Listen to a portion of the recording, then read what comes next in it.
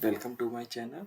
सो ये जो कोर्स है वो बैकएंड डेवलपर्स के लिए है, जो आगे जाके बैकएंड डेवलपर बनना चाहते हैं।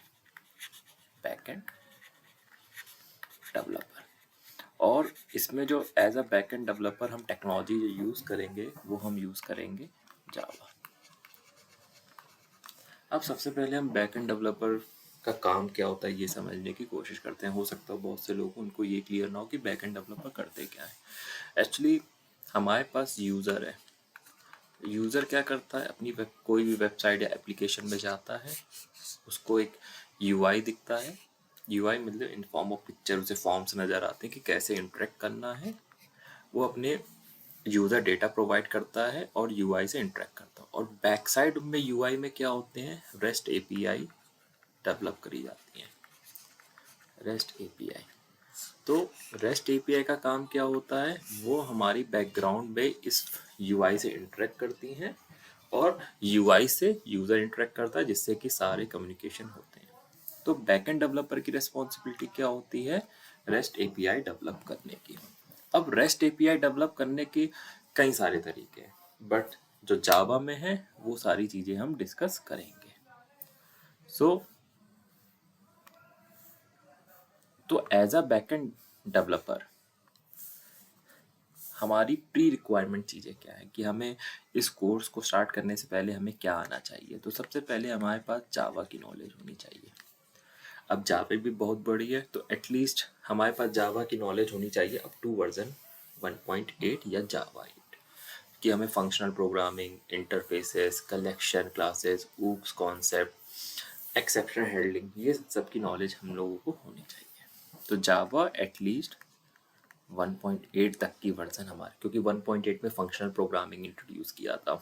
तो नाउ अडेज फंक्शनल प्रोग्रामिंग हर जगह यूज़ होती है, सारे फ्रेमवर्क उसके साथ कंपैटिबल हैं। और ये चीज़ तो रिक्वायर्ड है, चाहिए ही चाहिए। दूसरी चीज़ है, अगर अच्छी बात होगी अगर आप सबको JDBC सर्वलेट की भी नॉलेज होगी।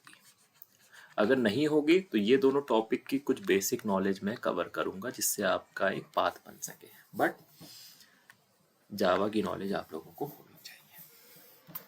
अब हम इस कोर्स में क्या क्या चीज़ें और कवर करेंगे, तो हम इस कोर्स में जो चीज़ें सबसे पहले हम कवर करेंगे स्प्रिंग फ्रेमवर्क।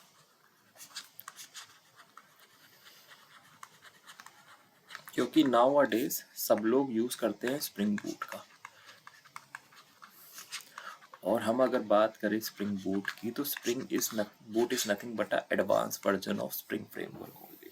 एक बात करेंगे कि कैसे एडवांस वर्जन कह सकते हैं, क्या चीज़ें कह सकते हैं।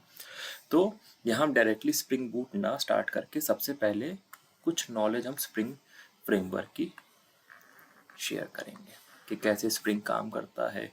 और स्प्रिंग फ्रेमवर्क के अंदर कई सारे मॉड्यूल्स हैं, हम जो कवर करेंगे सिर्फ core module, spring core module, क्योंकि कोर मॉड्यूल हमारे लिए इम्पोर्टेंट है। Core module is you can understand just like a core Java. अगर आपको सर्वलेट पढ़नी है या पहले पढ़नी होती थी या JDBC पढ़नी होती है, तो आपको कोर जावा की नॉलेज होनी चाहिए, जस्ट लाइक अ सेम ऐसे ही कोर मॉड्यूल है। अगर स्प्रिंग कोर मॉड्यूल की आपको नॉलेज है तो स्प्रिंग बूट बहुत इजी हो जाएगा। It is very easy to understand, it is very easy to understand. तो स्प्रिंग में हम क्या कवर करेंगे, स्प्रिंग फ्रेमवर्क में कोर मॉड्यूल, उसके बाद हम स्प्रिंग बूट का स्टार्ट करेंगे। तो मैं आपको कोर्स ओवरव्यू क्या है वो मैंने एक बनाया हुआ है, वो आपको दिखाता हूँ। तो ये मेरा क्या क्या चीज़ें हम कवर करेंगे। तो ये हमारा स्प्रिंग कोर मॉड्यूल के कौन से इंपॉर्टेंट कॉन्सेप्ट हैं, जैसे loose coupling, dependency injection, IOC container, types of dependency injection, Spring container कितने होते हैं, कितने टाइप की डिपेंडेंसीज होती हैं, auto wiring is very important, bean scope is also very important, and how how we are using annotation in the Spring. ये सारी चीज़ें हम कोर मॉड्यूल की डिस्कस करेंगे। फिर उसके बाद हम आएंगे स्प्रिंग बूट में, कि भैया जब हमारे पास स्प्रिंग था तो स्प्रिंग बूट की क्या रिक्वायरमेंट पड़ गई, क्यों इतना ज़्यादा ये यूज़ होने लगा इंडस्ट्री में। और जितना हमने कोर मॉड्यूल में हम यहाँ सीखेंगे सब कुछ री इम्प्लीमेंट करेंगे स्प्रिंग बूट में, प्लस एडवांस फीचर, जैसे कि रेस्ट एपीआई कैसे डेवलप करते हैं, स्प्रिंग बूट ने अपनी क्या क्या चीज़ें प्रोवाइड करी, सारी चीज़ें हम यहाँ डिस्कस करेंगे। लेकिन हमारा एम क्या है कि हम रेस्ट एपीआईज क्रिएट कर सके। रेस्ट एपीआई का कैसे क्रिएट करेंगे, कैसे उसको सिक्योरिटी प्रोवाइड करेंगे, कैसे हम उसमें लॉगिंग ऐड करेंगे, कैसे हम उसकी मॉनिटरिंग करेंगे और कैसे हम उसे सर्वर में डिप्लॉय करेंगे।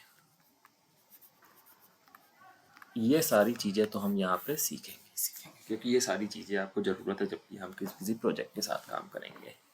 फिर जब हम रेस्ट एपीआई बनाना सीख जाएंगे प्रॉपर तरीके से, कैसे रेस्ट एपीआई बनाते हैं, कैसे उसे डेटाबेस से कनेक्ट करके डेटा निकालेंगे, कैसे हम सिक्योरिटी प्रोवाइड करेंगे, लॉगिंग, मॉनिटरिंग, ये सारी प्रोवाइड करने के बाद हम अपने सोर्स कोड को गिटहब में पुश कर देंगे। तो हम आपको रिपोजिटरीज के बारे में बताएंगे कि कैसे रिपोजिटरीज के साथ काम करते हैं हम लोग, और गिटहब में सारे कोड को कैसे पुश करेंगे, कैसे कमिट करते हैं हम लोग, ये सारी चीज़ें हम यहाँ पे डिस्कस करेंगे। फिर जब गिटहब में हमारे पास कोड चला जाएगा फिर हम बात करेंगे कि डॉकर की, क्योंकि अब हमारा ऐसे डिप्लॉयमेंट नहीं होता है कि सीधा हमने अपनी वार फाइल बनाई। पहले क्या होता था, हम अपनी वार फाइल बनाते थे और उस वार फाइल को सर्वर में डिप्लॉय कर देते थे, बट अब ऐसे नहीं होता। अब हमारे क्या बनती है, हमारी डॉकर इमेज बनती है और उस डॉकर इमेज को हम लोग क्लस्टर में डिप्लॉय करते हैं यूजिंग कुबरनेटिव। हम लोग सीखेंगे कि लोकल में हम अपना कुबरनेटिव क्लस्टर एक नोड का बनाएंगे और उसमें हम इस डॉकर इमेज को डिप्लॉय करेंगे और इस गिटहब से हम डॉकर इमेज बनाएंगे। एक स्टेप बीच में छूट गया, जेनकिंस। हम जेनकिंस भी कॉन्फ़िगर करेंगे। Nowadays everyone using the pipeline, तो हम क्या करेंगे, गिटहब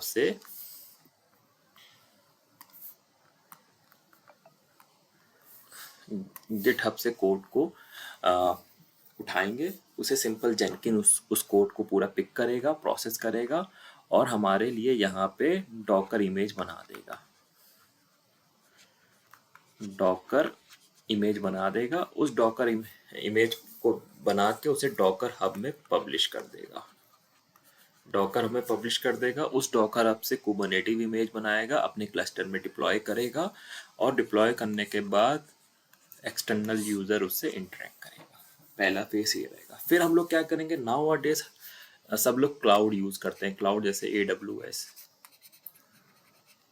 गूगल क्लाउड, GC, तो सब लोग क्लाउड यूज करते हैं। तो क्लाउड में हम कैसे डिप्लॉय करेंगे अपने इस प्रोजेक्ट को, वो भी हम सीखेंगे, क्योंकि अब हर जगह क्लाउड है। आपको क्लाउड नहीं आता होगा तो जॉब थोड़ा दिक्कत इशू करेगी आपको मिलने में। तो क्लाउड की भी नॉलेज होगी। क्लाउड के कंपोनेंट एक्चुअली जब हम बात करते हैं क्लाउड में, जैसे AWS की बात करें तो हम यहाँ कुबरनेटिव भी यूज़ कर सकते हैं डायरेक्टली, लेकिन हम यहाँ पे EKS यूज़ करेंगे जो हमारा AWS प्रोवाइड करता है। दूसरा ECS भी एक तरीके से हम उसमें अपना पूरा इंफ्रा बना सकते हैं, कैसे पूरा आर्किट बना सकते हैं, कैसे डिप्लॉय करने के लिए EKS और ECS दोनों कैसे क्लस्टर में हम अपने प्रोजेक्ट डिप्लॉय करेंगे, ये सारी चीज़ें हम लोग सीखेंगे। तो ये कोर्स का ओवरव्यू है। अब देखिए, मेरे पास वैसा कोर्स नहीं है कि आप 2 से 3 घंटे में सब कुछ सीख जाएं। हाँ, थोड़ा टाइम लगेगा लेकिन आपको सारी नॉलेज मिलेगी, जिससे कि आप इंटरव्यू भी, आप में मान लीजिए किसी के 2 साल से जॉब नहीं लगी, 3 साल से जॉब नहीं लगी, लेकिन वो IT में जॉब करना चाहते हैं, उनको कोर जावा आते हैं, तो ये कोर्स स्टार्ट कर सकते हैं। इसके बाद आप फ्रीली 3 to 5 ईयर का एक्सपीरियंस पुट कर सकते हैं और पुट करने के बाद अब जब इंटरव्यूज देंगे तभी आपको पता चलेगा कि कैसे क्या हो रहा है, क्योंकि मैं वो सारी चीज़ें कवर करूँगा जो हमारे लिए इंटरव्यू निकालने के लिए ज़रूरी है और काम करने के लिए ज़रूरी है। दोनों चीज़ें मैं इस सारे कोर्स में कवर करूँगा। सो ये मेरा एक कोर्स इंट्रोडक्शन था। चलिए मिलते हैं दूसरे लेक्चर में।